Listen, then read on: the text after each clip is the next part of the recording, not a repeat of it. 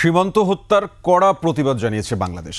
মঙ্গলবার বিকেলে ভারতের হাই কমিশনারের সঙ্গে সৌজন্য সাক্ষাতের পর সাংবাদিকদের প্রশ্নের জবাবে উত্তরে এ কথা বলেন অন্তর্বর্তী সরকারের পররাষ্ট্র উপদেষ্টা মোহাম্মদ তৌহিদ হোসেন।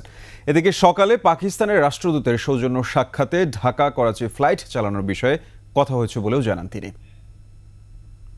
ওয়ালটন টেলিভিশন মাত্র 25,490 টাকায় পাচ্ছেন গুগল টিভি।